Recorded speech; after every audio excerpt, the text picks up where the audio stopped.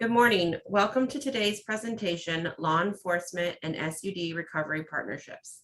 This webinar is part of a series hosted by St. Clair County Community Mental Health during the month of September, which is National Recovery Month. Today's session is being recorded and will be uploaded to the CMH YouTube account for future reference. Please feel free to use the chat box to ask questions and add comments if you have any at any time during this webinar. If time allows, we will answer as many questions as we can at the conclusion of the presentation. Our presenter today is Sheriff Matt King.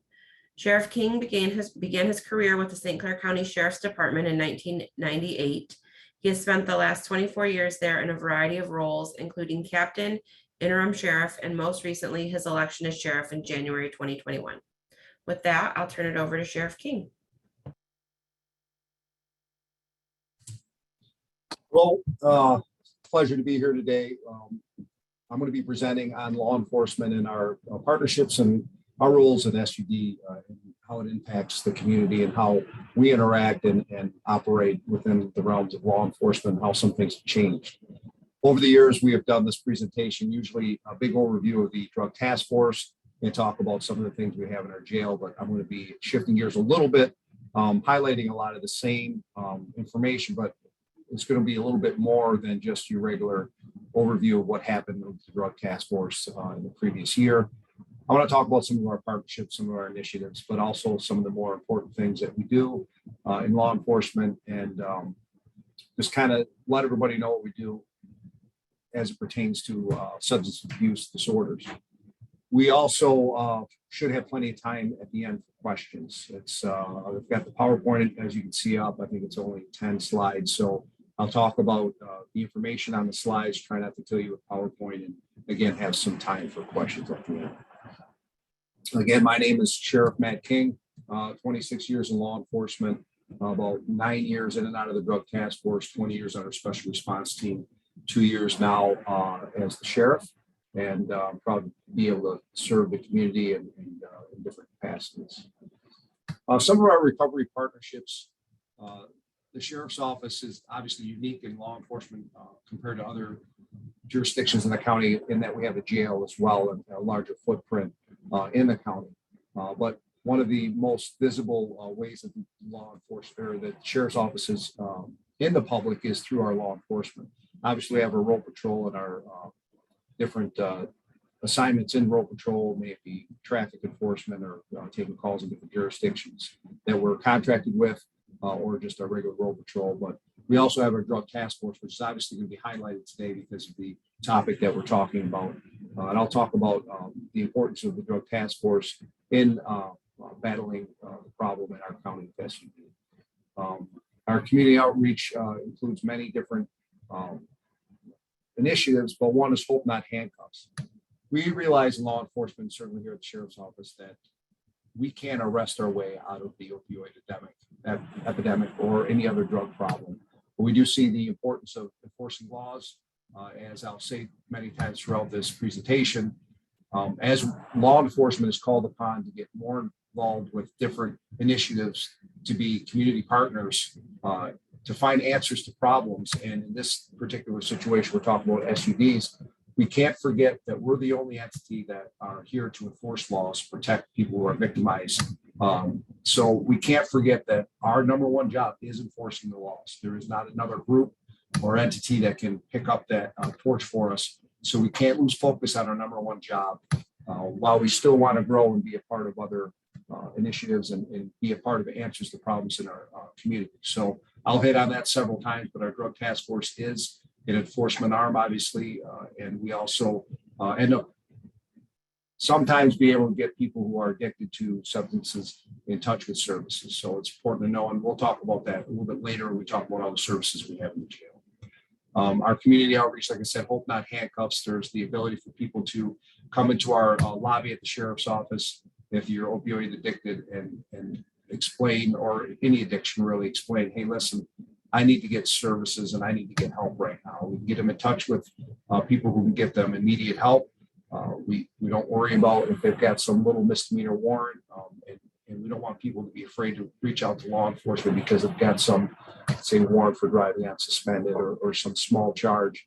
That being said, if we know it's a known person that we're looking for a major crime, then we have to arrest them. But the idea is for somebody to have a way to go and get help, and we want law enforcement to be part of the answer to that, and so they can come to us and we can get them in touch with what is called an angel, who is a civilian, a volunteer, who will help them get in touch with services so they can get some immediate counseling and services to get hopefully off of the drug that they're addicted to.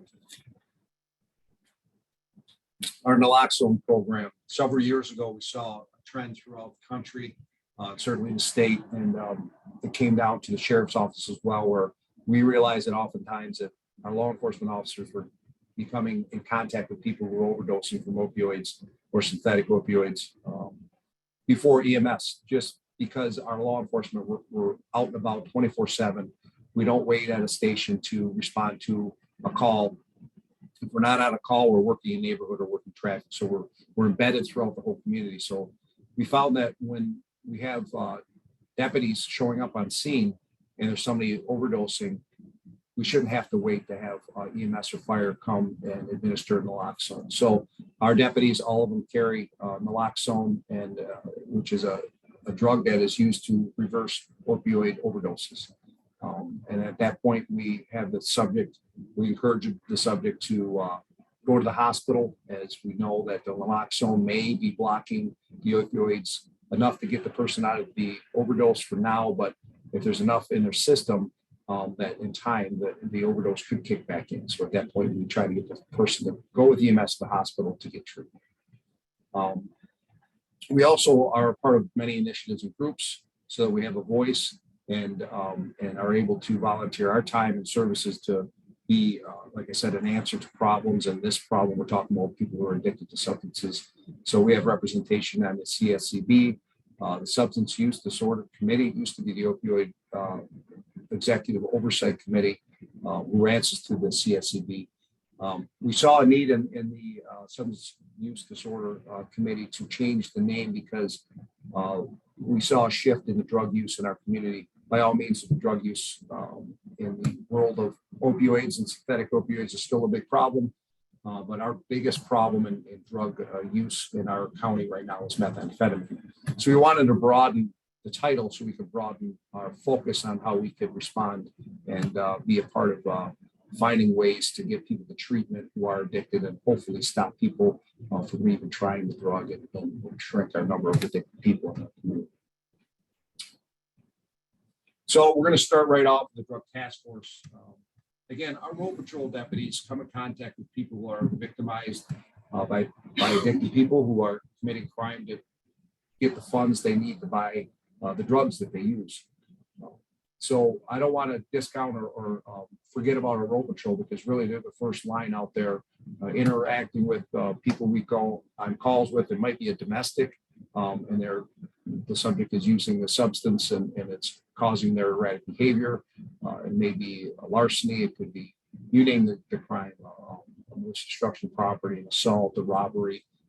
Any call you can think of could be traced back to, not always, but could be traced back to, and oftentimes property crimes are traced back to drug use, because people, as I say, people don't rob a liquor store to get their rent money.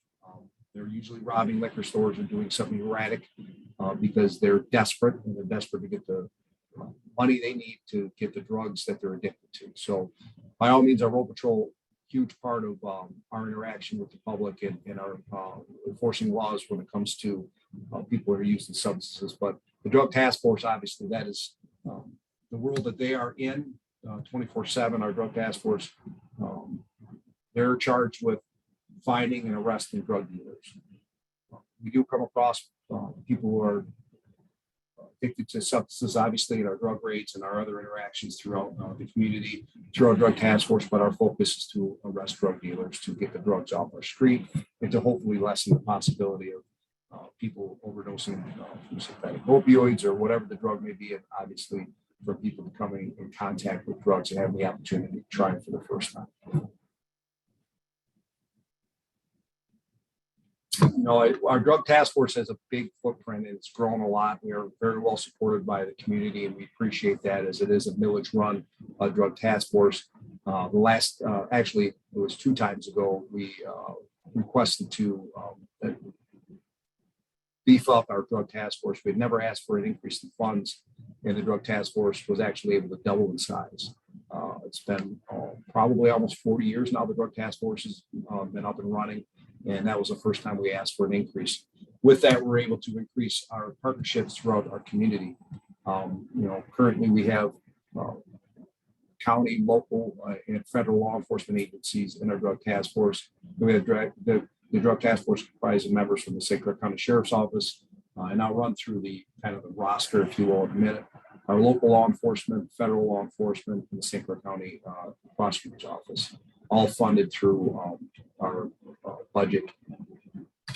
Drug task force comprised of 1 lieutenant, 2 sergeants from the Sheriff's Office, 10 sheriff's deputies, 2 Port Huron police officers, 1 Clay Township police officer, 1 mayor's police officer. So we're really able to expand our local footprint as to the members in our drug task force, which gives us a better information flow and better services for the people in our community. We also have 1 U.S. Border Patrol agent, 1 Customs and Border Patrol protection agent, and then we fund a secretary and an assistant prosecutor at the prosecutor's office. Quick overview of some of the things the drug task force has seen and been up to. I hate to say the word COVID because we're all sick of it, but the year of 2020, our statistics were down quite a bit because when COVID hit, we weren't sure how to make sure we can police properly and responsibly. In drug task force, almost all of their work is proactive. They're out there seeking out cases. They're working with informants and doing undercover operations to make arrests of drug dealers. We knew that we didn't know a lot about COVID when it first came out. So early 2020, our response to COVID-19 with our drug task force was to pick and choose the investigations we were being involved in. We didn't turn our head to anything, obviously. We didn't stop surveillance and collecting information, but we really picked when and where we were going to make arrests and execute search warrants and things like that. But we knew that there was going to be a slingshot effect. We knew that people being isolated from services, from individuals, from whatever support group they may have, would probably open doors to people who were working on their addiction and working on being sober from their addiction. They were kind of, put out in the dark and not by anybody nefariously or purposely, but it was just the nature of kind of the fear that was instilled in anybody when COVID came around. We saw a lot of people stop going to services, maybe mental health services, and we know there's a big connection through mental health and self-medicating when you talk about people using different substances to make themselves feel better because they're suffering from mental illness. And then you have people who were also have an addiction problem and they weren't going to services such as AA and NA and whatever outpatient services they're having for their addiction. And then you saw people being isolated, becoming depressed and not having that social network that would support their sobriety during their fight with their addiction. We knew that there would be a big slingshot, and we've seen that in our calls for service and our road patrol and the numbers that we have were able to attain in 2021 through our drug task force. The drug task force executed 81 search warrants. People don't understand sometimes, I shouldn't say always, but sometimes how much work it takes for our drug task force to execute a search warrant. We kind of held to a higher standard. We're gathering enough information that has been vetted and read through by a prosecutor, and then writing a search warrant and having a judge sign the search warrant. So we usually hover somewhere between 75 and 100 search warrants, and it takes a lot of work to be able to get a search warrant to enter a house. That being said, these search warrants yielded much higher amount of drugs and guns, as I'll get into in a minute. We had 350 drug-related traffic stops as well. So again, a large amount of traffic stops. Some of those were just investigatory traffic stops, and some of those were traffic stops that were made instead of doing a search warrant. So if a drug dealer is mobile or our opportunity comes apparent where we have probable cause to conduct a traffic stop, it kind of can be in lieu of a search warrant, depending on the activity of the drug dealer. Total of 351 felony charges and 142 misdemeanor charges were requested. Again, our job at the Drug Task Force is to continually try to chase those drug dealers. Those are felony charges, and our numbers show it. There are other misdemeanor charges that may have come across. And again, some users do get arrested if they're breaking the law and they come across them, but our main focus is the drug dealer. A total of 304 weapons were confiscated during those investigations. Most of those were guns, like a high percentage, probably 85-90% of those were guns. You'll see later our numbers of methamphetamine and other drugs seized. Very scary world right now. We're seeing a large amount of methamphetamine, and oftentimes with the methamphetamine, maybe a drug user or dealer have a gun with them. Methamphetamine over time can make you very paranoid. It, without getting too nerdy, it can kind of almost change the structure of your brain and how your brain pushes dopamine, and it creates a chemical and a brain structure change that can make an individual very paranoid and then very violent. And then, of course, on top of that, unfortunately, we've seen with our interactions where we try to arrest people who are on meth and other stimulants, oftentimes they don't feel much pain. So when you talk about people who are paranoid, they've been up for days because they're on methamphetamine, and they know that they're possibly breaking the law and they have guns. It's a very dangerous world right now for law enforcement, and frankly for our public. When you think about what who they may victimize to get the money they want for the substance they're using. So over $745,000 worth of drugs were seized in 2021. These are all 2021 statistics, along with $82,000 worth of drug-related currency. So it's a very lucrative and very expensive world when we talk about drug use and drug sales. And when you talk about illicit money and illicit substances, you talk about violence and crime that follows it. So it's a very important work that our Drug Task Force does. DTF seized 774 grams of methamphetamine. That by far is the most ever seized in 1 year. That's methamphetamine, crystal meth. Crystal meth is a more pure and methamphetamine. It looks different than the powder methamphetamine. They both do kind of the same thing. Usually crystal meth is stronger. 211 grams of heroin. Again, large amount of heroin and fentanyl out there. And I'll talk about fentanyl in a minute here. 461 grams of cocaine and crack cocaine. Surprisingly, we've seen crack and powder cocaine come back up in the amount that we're seeing out there and the amount that we're seizing. Usually it used to be heroin and crack and powder cocaine, and then meth kind of blew up. So, with the new drug taking over being methamphetamine, we're not seeing a lower in the other drugs. So that's very concerning. It wouldn't be okay. It wouldn't be we wouldn't think that there's still not a problem if those other drugs were down. But when you see a new drug come up, surpass the amounts the other ones are using, and then the other ones aren't really going down, obviously we're talking about more people using more drugs. Through interviews, we know through the last several years that people who are addicted to either meth or heroin, they find themselves trying to, sometimes, not always, some just use meth, some use heroin, but some people try to balance the two. So people who use methamphetamine will be up for several days at a time, they'll sleep. They know that heroin will make them sleepy. And they have been known to use heroin to go to sleep. And then heroin users, at one point, a couple years ago, we were learning that heroin users are turning to meth to get off the heroin. Obviously, neither is the answer. So it's a scary mix out there. Before I jump into the prescription pills, I'll talk about fentanyl, which I mentioned on an earlier slide that I will talk about.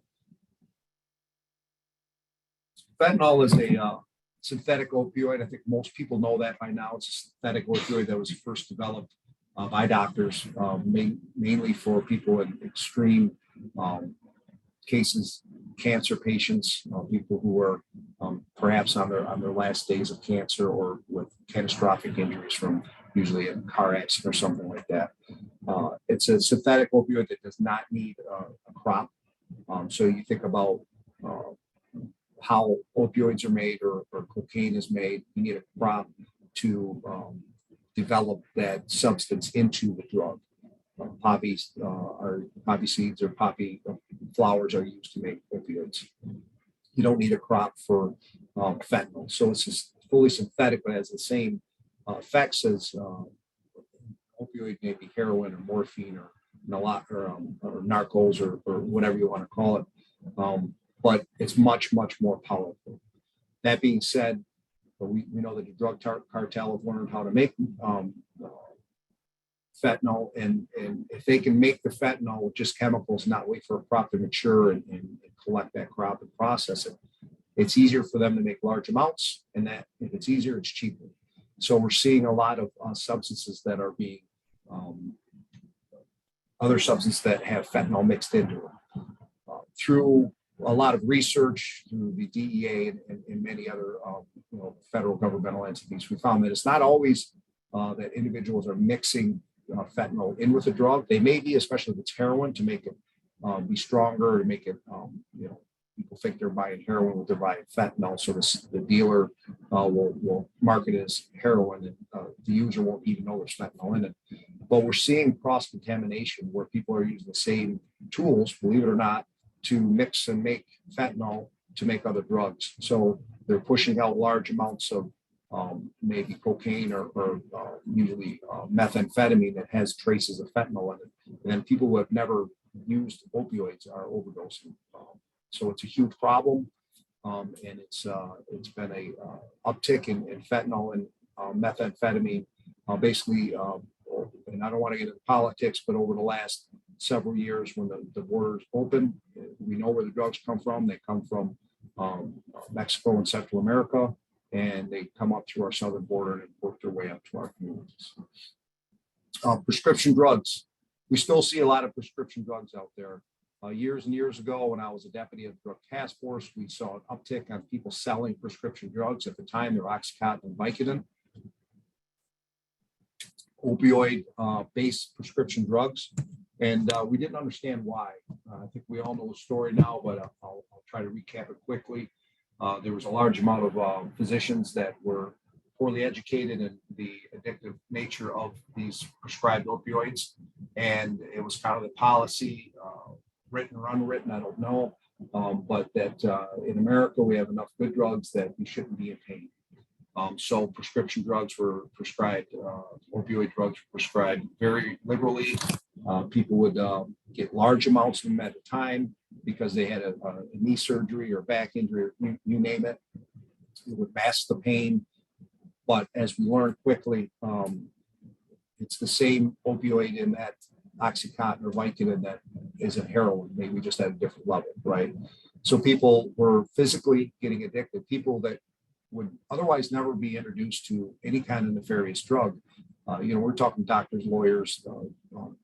I know I had an individual I went to school with who hurt his knee in football and was prescribed these drugs, and they became physically dependent on these drugs. And then we started seeing heroin pop up. And again, I was out with the drug task force. There hadn't been a big problem with heroin in our area in a long time. It was an old drug that people knew not to take, so it's so addictive. So, of course, we know what happened after that. People, through interviews, informed us that they were prescribed the drug because of a legitimate injury, became physically dependent on it, and then when they couldn't get that drug anymore, they were introduced to heroin. They went from maybe taking the pill as prescribed originally to taking some extra because their body got used to it. And before you know it, their prescriptions were running out. They were buying the prescriptions on the street because they were addicted to it. And then they found heroin was actually cheaper. So when we talk about prescription drugs and how important it is to know where we're at with prescription drugs, that's why. It is the opening door to a lot of people to heroin.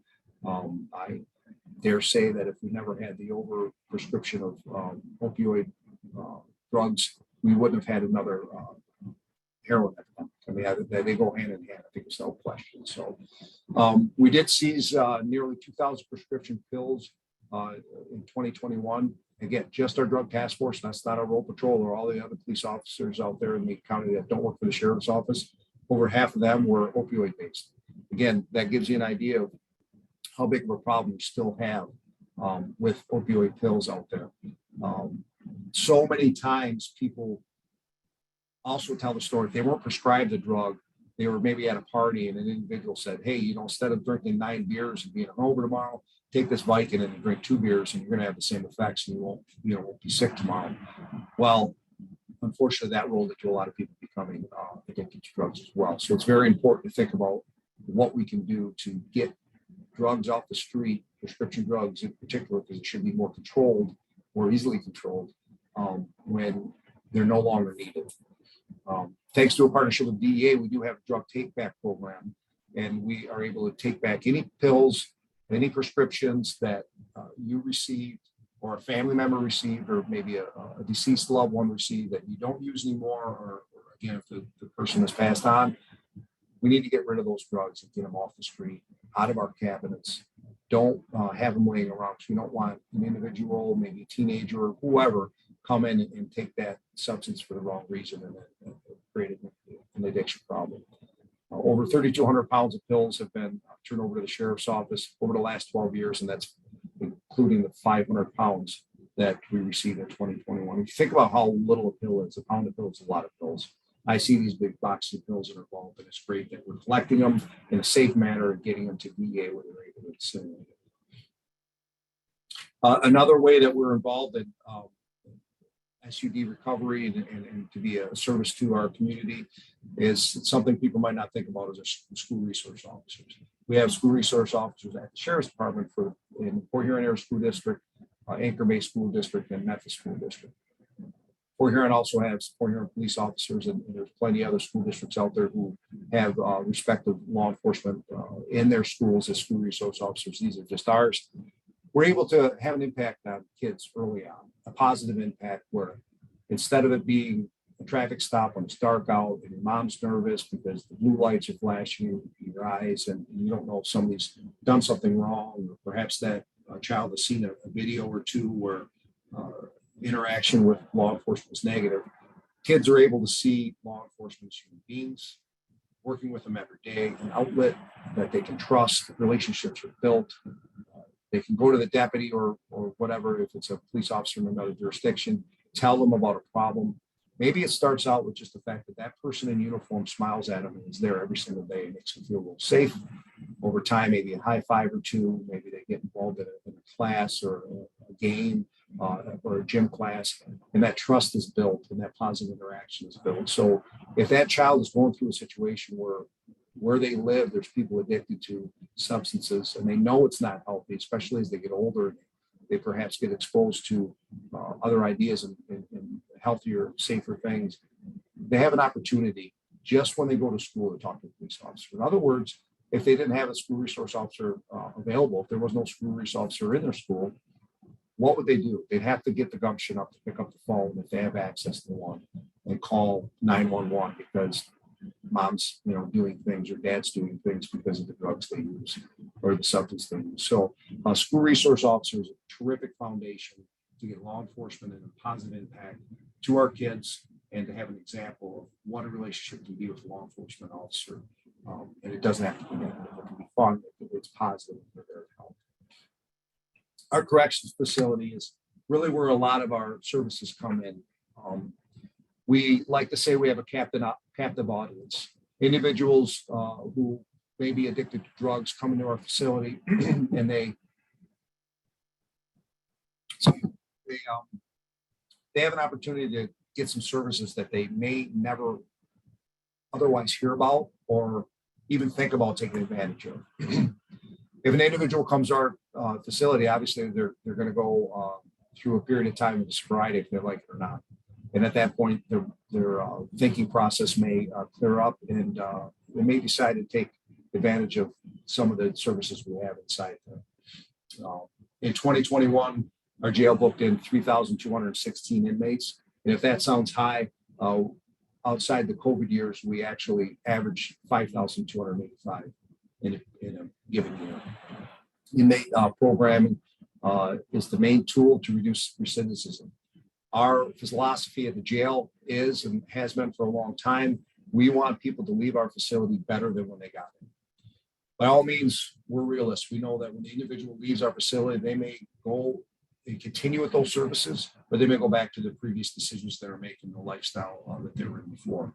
But if we can give them the tools and at least offer some help, we do get some success stories quite often where individuals say, hey, if I didn't come to your jail and get sober and go through DTs if they had to, some people do, some people don't, I would have never had a clear enough mind to look at things at a different lens. And I never would have been exposed to some of the services you guys have and some of the partners we have, which are listed on the screen here, but I'll read through them real quick. We have a Center for Human Resources, St. Clair County Health Department. People come in with ailments, maybe connected or not connected to their substance use disorder. But usually when people are using drugs and addicted to drugs, they're not going out and take care of themselves physically either.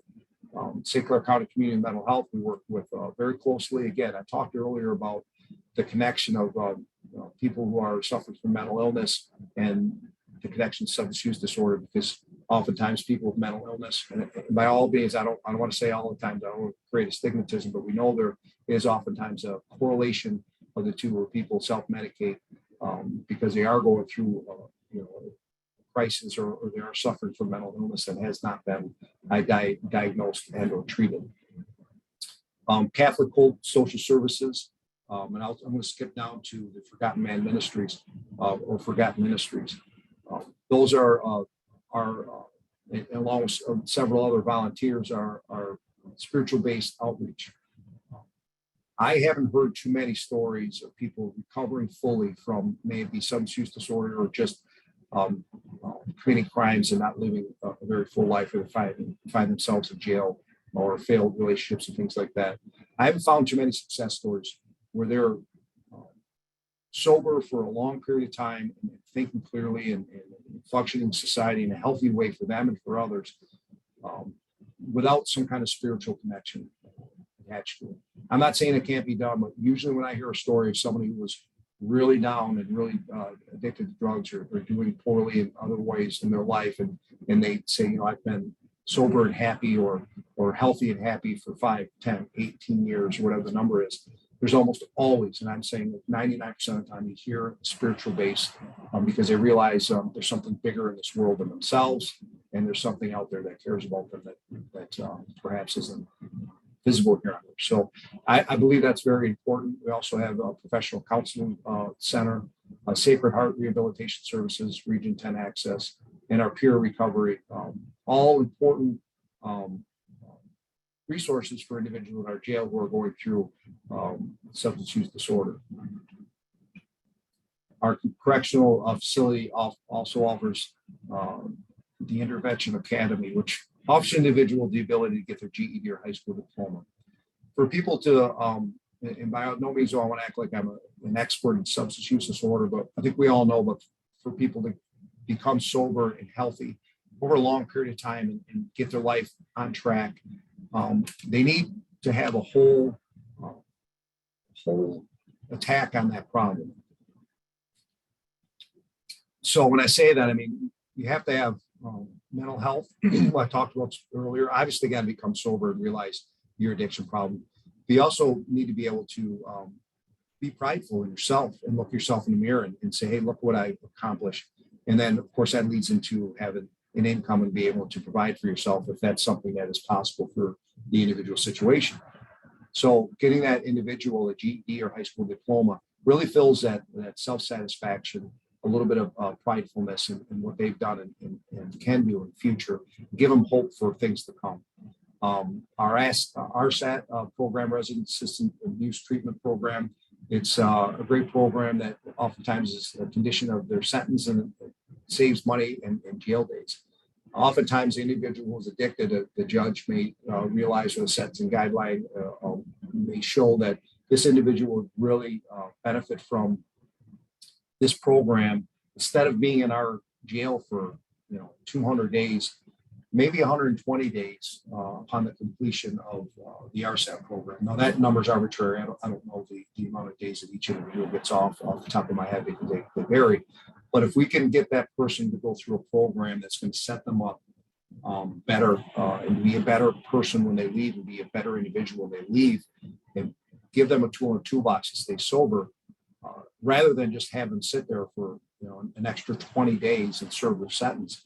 Let's get them that help. Let's get them this service, and they have to participate in it. So there's some work done on their end. By all means, it's not a handout, but if they do the work and they expose themselves to a way to make better decisions and hopefully get off the substance abuse disorder track, if you will, of continuing to go back to those drugs, then that's a good thing. That's ultimately the goal, to rehabilitate people. Medical assistant treatment program.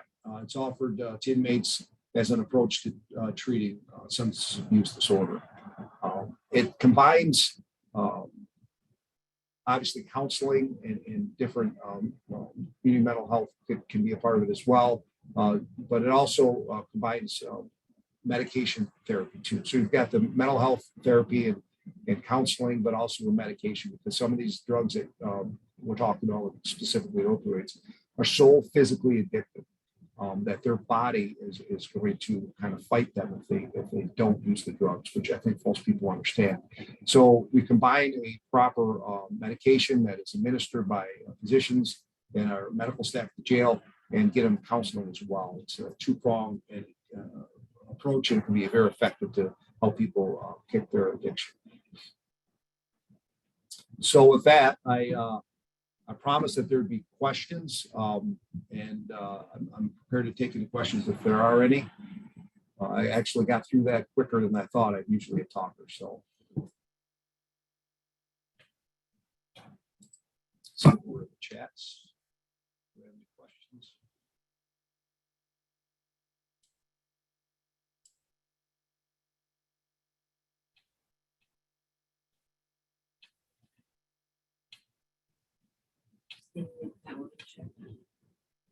New messages.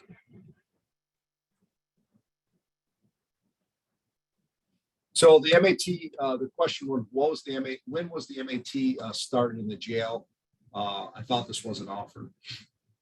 I think it's been about 3 years now. I say that because I think it was the last year of the previous sheriff tenure there. There was a program we got up and running. It's rather expensive, so it took some work, but it is a program we offer in our jail. It's been successful. We've had some ability to track some individuals that left our jail and see how they're doing. I know one individual who we knew through law enforcement as being someone who's been addicted because he's been in and out of jail and been arrested for retail fraud over and over, and it all comes back to that individual's addiction. And they were able to get involved in this program. They've been sober for, the last I saw was 2.5, 3 years, somewhere in there. They were back involved in their child's life and really going down the right track. I haven't heard from the individual in a while, but probably about 6 months. But the last I heard was the individual was thriving. And it takes a lot of work when they leave. It's not an end-all, fix-all, but it's one tool. We know that individuals turn to substance use disorder for different reasons. So we also know we need to come up with different ways to help those individuals. I figured I'd have so many questions I wouldn't get to them all, but I'm not seeing any. Who sets the parameters for inmates into that program? So the individuals have to volunteer and want to be a part of it. And at that point, the individual will be processed through our services department in the jail. And then the counselors will come in and do interviews, and there'll be a history workup on the individual to make sure that they're actually a candidate that could be successful. And of course, it's a medication that's involved too. So there's got to be the medical end too. Our medical staff will have to do a workup on the individual to see if they're even able to take out some of the drugs that are prescribed to help them with their addiction. And if everything checks out, then we're able to get them. There's a problem with impaired driving or those using marijuana. Yeah, so it's an important thing that you brought up there. I'm glad that question was asked. With the legalization of marijuana, we have seen a large amount of uptick in people who are using marijuana and driving. You know, medical marijuana came around, and then recreational marijuana became legal. So at that point, people were using marijuana in a legal way. Unfortunately, people forgot that just because it's legal doesn't mean it's legal to drive on. And we have come across a large amount of people who are driving while under the influence. We unfortunately have seen an uptick with children who are using marijuana as well. When I say children, I mean people under the legal age, which is 21. So if you're 20 or younger, you can't legally use marijuana. Marijuana is different than alcohol, and I know they're both recreational and they're both thought to be, they're both a drug. They alter your mind. But the difference, and by all means, using alcohol as a minor is not healthy either, because we know that an individual's brain is not fully developed till probably almost your mid-20s, and to make decisions while under the influence of alcohol by somebody younger is not safe. But we've also seen long-term effects on individuals who are using marijuana at a young age because their brain's not fully developed. And marijuana is hallucinogenic and a depressant, right? So alcohol is a depressant. It will lower your inhibitions. You'll think things are funny. You do things that you wouldn't normally do. Not a good thing for an individual under the legal age, by all means. And your likelihood to become addicted to alcohol is greatly risen if you're using it under the age of mid-20s because of the brain makeup. But with marijuana, it's different. We have all those problems I just mentioned, but it's also hallucinogenic. It can also cause young people who are using marijuana for, I'm not talking about one or two uses, they're using it several times a week for a long period of time, and they start young. And also it has been connected to people having mental health problems in the future, because again, it's a hallucinogenic and affects your brain quite differently. But yes, to answer your question, marijuana use and driving under the influence of marijuana it has been on an uptick. Of course, in law enforcement, we've had to respond to that. We have deputies that are specially trained to be able to test individuals to see if they're, we may be able to say, hey, I can see this guy's under the influence of something. I don't know if it's alcohol or marijuana or something else. And we have specially trained deputies who can tell by the way your eyes react to certain tests and besides your pupils if it's alcohol or marijuana. And then at that point, we have to go down the right avenue to get a conviction for somebody driving under the influence. Question is, how are you working with schools with drug use? Are students facing consequences from school rules and the law? So with our school resource officers in the respective schools, yes, they have to obviously answer to the school rules, but when we have deputies in schools, we can't just turn our back to incidents that are going on. We are law enforcement professionals. We're there to enforce the law, and it doesn't matter where we're at. So if we're in a school, for instance, a principal doesn't get to say, hey, Deputy King, we're not going to worry about prosecuting this individual who's got possession of drugs or whatever it may be. There's no jurisdictional lines that preclude us from doing our job. So they'll answer to both. Now there are certain things like when vape pens are found, sometimes we work with the school and we got an individual who's maybe under 18 and it's a nicotine vape mechanism.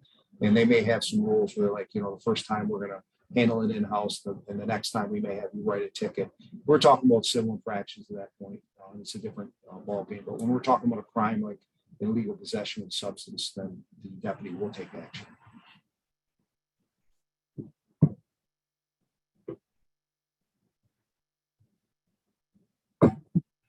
Any other questions out there? Okay. The drug task force active in the western part of the county. The question was the drug task force active in the western part of the county. I know if you look at the drug map, it shows mostly the drug raids and activity is in and around Port Huron Township, Fort Gratiot, Kimball. And it may look like we don't have a thumbprint throughout the whole county. We very much do. The bottom line is, and I don't want to, raise some stigmatism into Port Huron, but the bottom line is people who use drugs, they're going to go to where they need to go to get drugs. So an individual who may be addicted to drugs and lives in the west part of the county, there's a very good chance they're traveling into Port Huron where there's a higher concentration of drug dealers, and that's only because there's a higher concentration of people. If we get information on a house that is dealing drugs, I don't care where it's at, we're paying attention. And to be quite honest with you, if it's outside the Port Huron area, we really actually pay extra attention to it because we want to make sure that individuals throughout the county know that we're here for the whole county. So your answer is yes. The other thing to remember is the Drug Task Force has a great big web of informants, and we get a lot of evidence or information collection about other crimes. So an individual who breaks into a house on the west side of the county, south side, doesn't matter where, those individuals usually, again, like I talked earlier, they're addicted to a drug and they're buying or they're stealing things to sell them so they can buy drugs. So when a B&E ring is broke up and there's arrests made, oftentimes it's all comes back to information collected through the drug world and our drug task force deputies. So we're impacting parts in our county when oftentimes you don't see it. The other thing to remember is a drug task force, we don't do press releases for every single raid. We can't. When we collect information and use that information from a certain raid and move on to another target, we certainly can't be doing a press release about the individuals that we came encounter with who maybe gave us information on another crime. We've solved homicides through information we've gotten through our contacts in the drug world.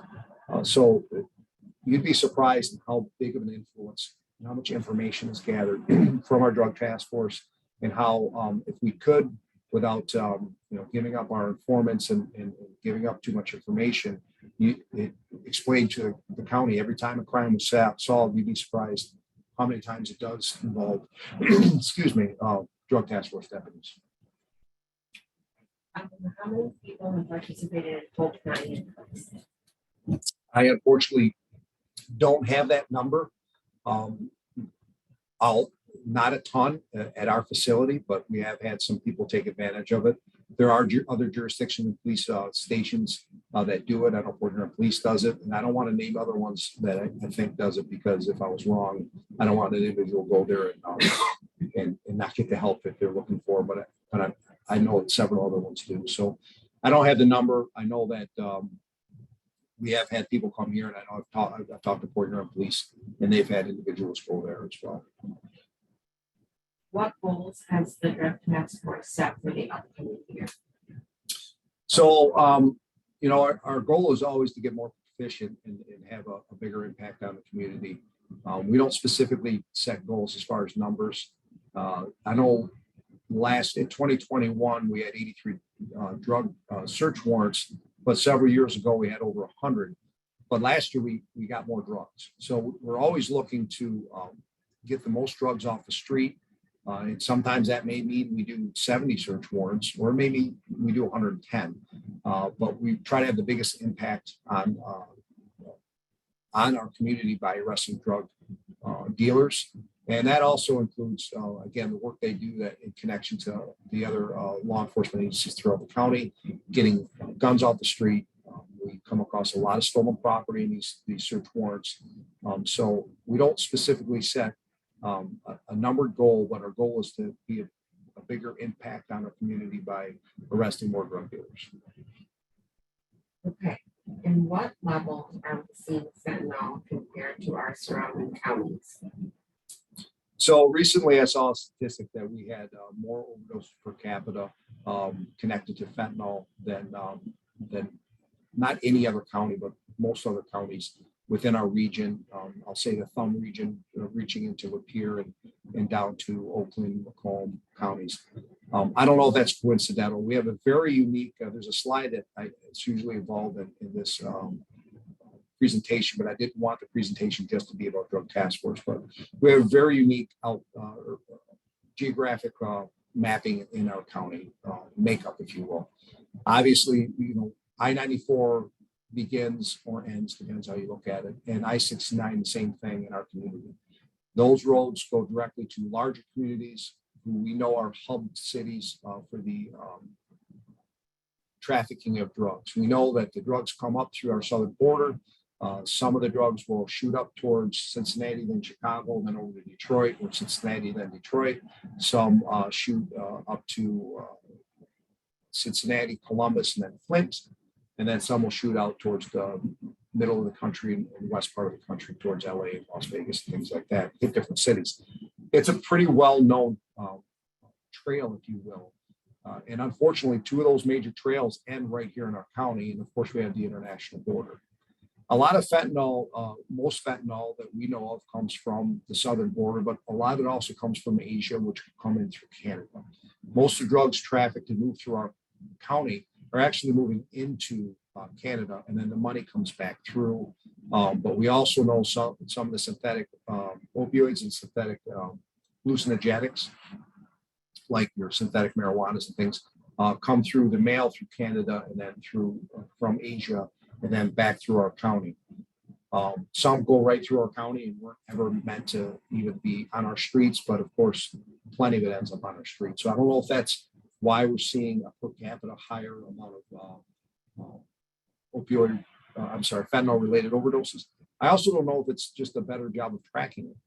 So it's hard to tell, but we are again equipping our first responders, I think all law enforcement throughout the county. I know all the sheriff's department deputies carrying naloxone. You know, we first looked at carrying it for our own deputies. So if a fellow deputy were to overdose while processing the scene, we'd have that there for the deputy to revive them and get them medical help. And then again, we are responding to overdoses and administering this naloxone to individuals who need it. If an individual chooses to work with the drug task force to reduce or satisfy a charge, how long are they obligated to work with the DTF? So I'm not going to get into the working structure of the drug task force, as it would violate not only policy, but the safety of the individuals involved, maybe the deputies or the individual who was cooperating. Oftentimes the prosecutor office is involved when those decisions are made, and sometimes they're not, depending on the situation. But I'll say this, a very clear role, a very clear goal is set for the individual, and we go from there. But I'm not going to talk about operational things when it comes to that for the safety and integrity of the drug task force. Can you talk more about how the drug task force works with Homeland or Security or Border Patrol and what that partnership is like? Yes, great question. So I'm sure a lot of people wonder how in the world do we work together? Again, a lot of our drugs come basically from the bigger cities, right? And so we'll say Detroit, for instance. If we get a drug dealer here and we find out the individual through our investigations from Detroit, maybe that we arrested them, or just the investigation shows, okay, this guy is running down to Detroit. We call it re-upping. You will get another load of substance to sell on our streets. We'll continue that surveillance down to Detroit. We've done drug raids in Detroit, and we're able to follow that substance through our HSI, Homeland Security investigations, and our other federal affiliates, all the way down to the southern border, where we can say this drug dealer got it from this drug dealer, from this mule, and it worked its all the way down. So we want to combat the problem in its whole, and agents throughout the country do that. If we didn't have a holistic attack on this problem throughout the country, it would be much easier for the drugs to flow. And there's too much drugs in our county now, believe me. But if we weren't able to work and drill that back down, and of course our border crossing, we still have drugs coming across from the border. The river's not that long, and it's not a dangerous place compared to like the southern border. So we have substance coming back and forth through there as well. So we're able to trace it back to its origins and get the next biggest drug dealer and try to interrupt that flow of drugs. Have there been any known issues with trank dope or xylazine in our county? So trank dope, I guess I'm going to look like a fool myself. I haven't heard of that one. It's obviously some kind of a slang word. And xylazine we have seen in our county, but I don't think it's a huge problem or a big impact as some of the other drugs. Oh, wow. Do you have any recommendations about how we can stop drug trafficking in our community? So unfortunately, there's no sugarcoating this question. There will be drug trafficking in our county as long as there's people that want to buy drugs. And it's obviously been a problem in our country for a long time. We saw it really blow up in the 80s with the use with crack cocaine, but before that, there were other drugs that were being used. And I think the bottom line is we need to keep fighting, the good fight without sounding cliche.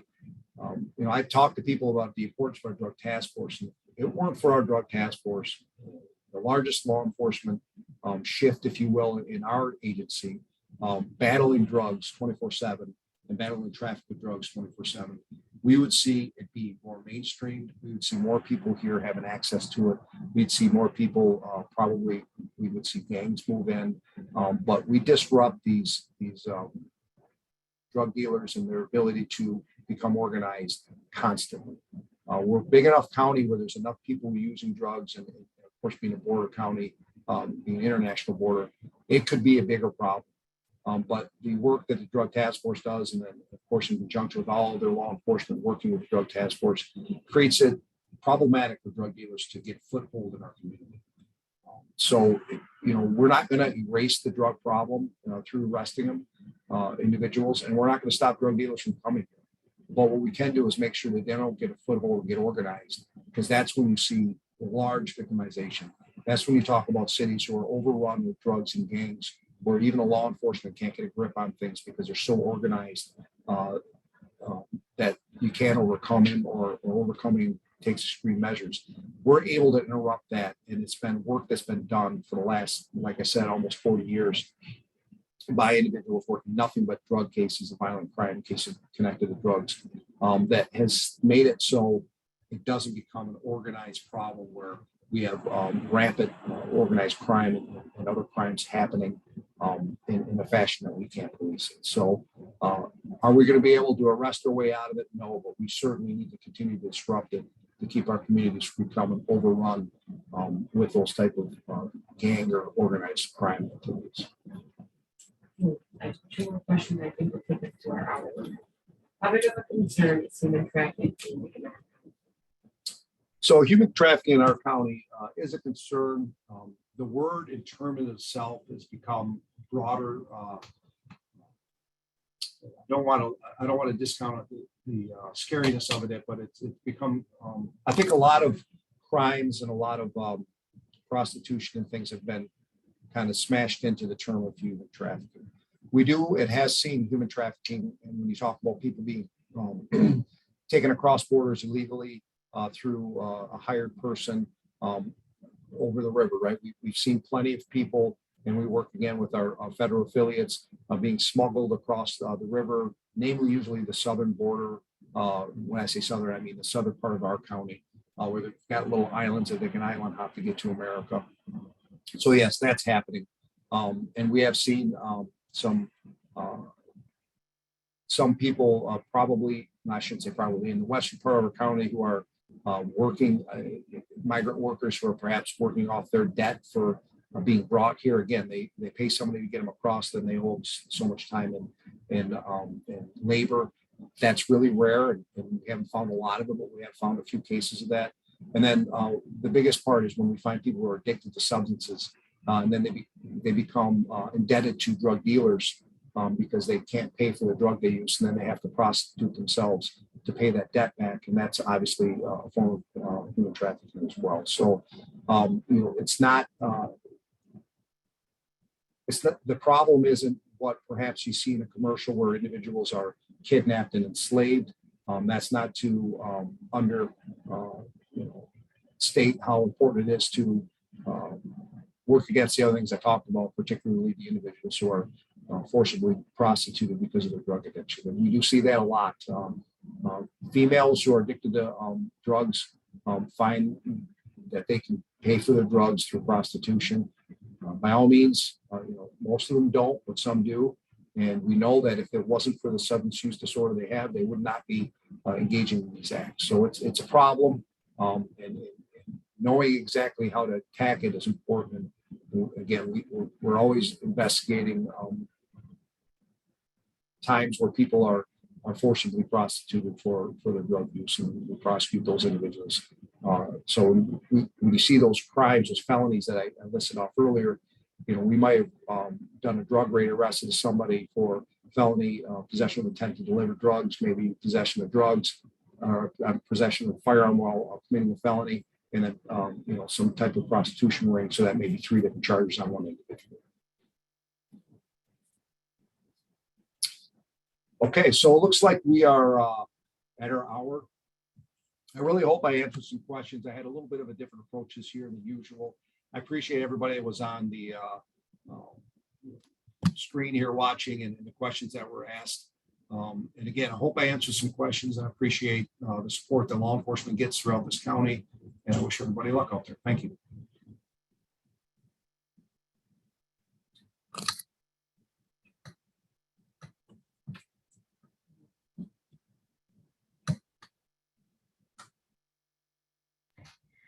Thank you, Sheriff King, for your time and information today, and to everyone for attending this session.